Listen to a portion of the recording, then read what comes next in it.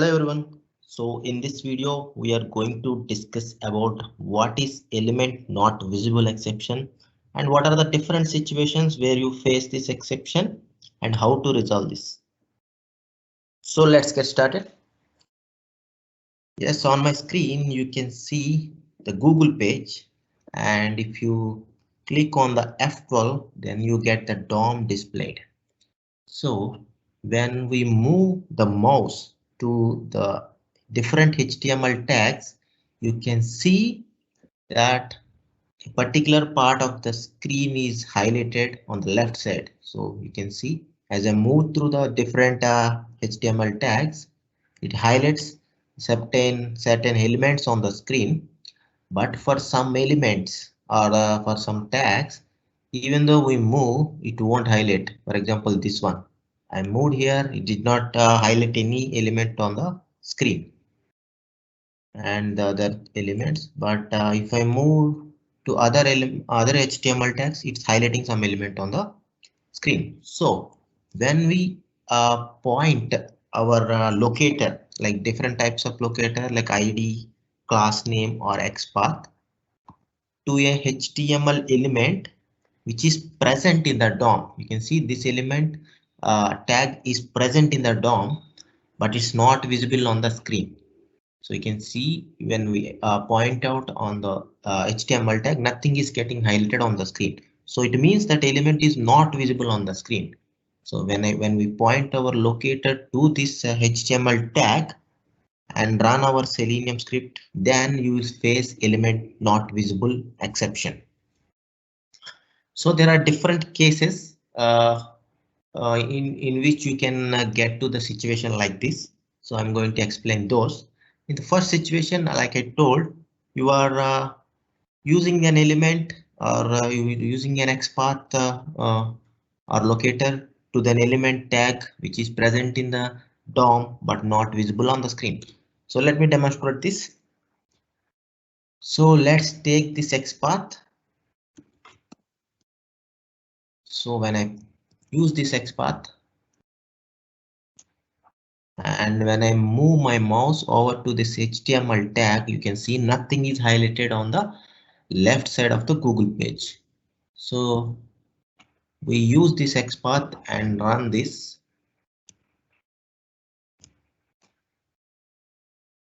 So in the script, we are basically initializing the WebDriver and going to the google.com and just trying to find this element like we discussed, which is present in the DOM but not visible on the screen, and trying to click on that.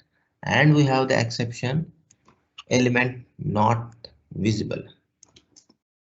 So for this, you may be trying to locate a different element, but by mistake you have used a wrong locator, like a wrong class or wrong ID or wrong XPath. You have to correct this and launch the test once again. And the next case would be your XPath or your locator is returning multiple elements. So for this case, I'm going to use a different XPath.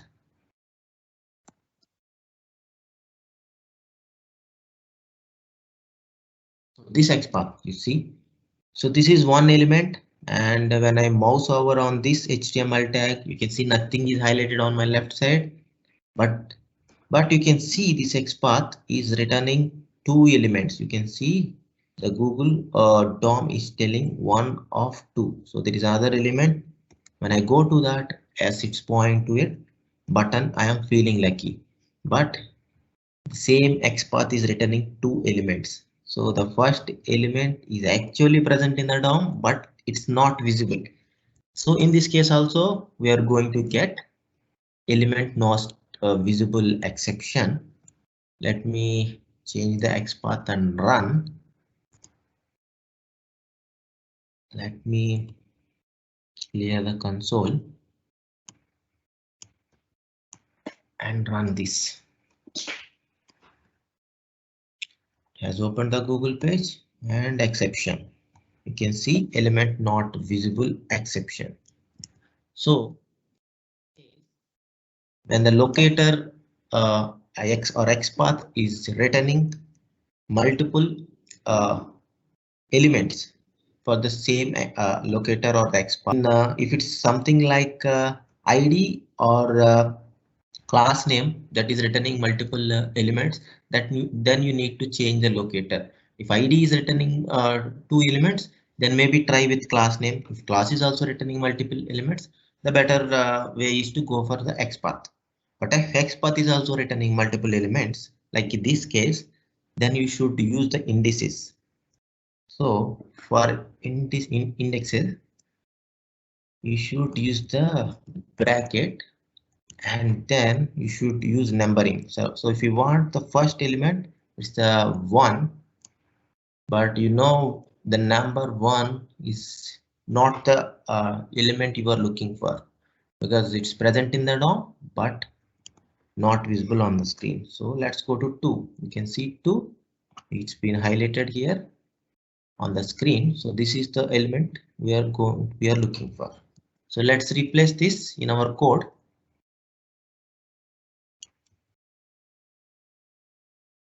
And run this.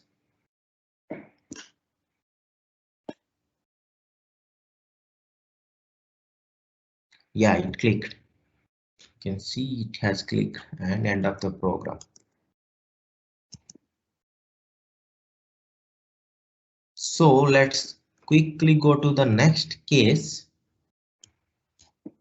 So in this case, I'll give an example. So consider we are going to the google.com and typing text. Let's consider web text and clicking on the Google search button. So if you see, when we type the web text and clicking on the Google search button, once we clicked on the Google search button, the page is loaded. Maybe it took 1 second of time in this case, but in some cases it may take a longer duration of time.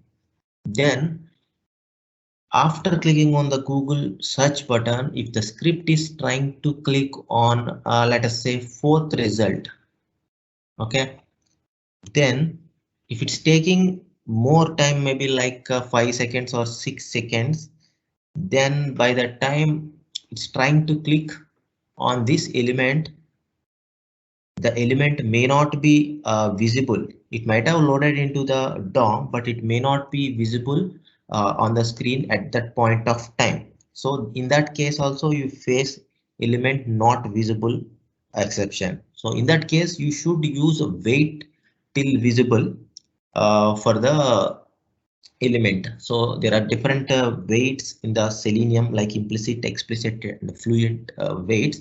But here explicit weight is very much useful because by using the explicit weight, you can wait for element to be clickable, you can wait for element to be visible, and you can also wait for element to be present. That is the element to be present in the DOM. So there are different things. Actually, I have done a very detailed video on these weights, which I'm placing in the description. Please go through that. It will be very much helpful. Thank you.